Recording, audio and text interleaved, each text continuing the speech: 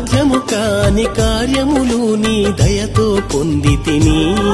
నీ మేలులు మరచి పశుప్రాయుడనై వీపును చూపితిని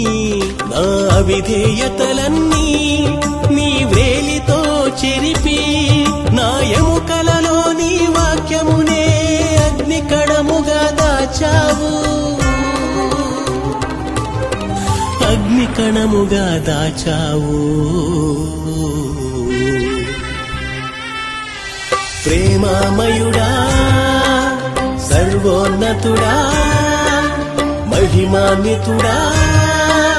నా యేసయ్యా ప్రేమామయుడా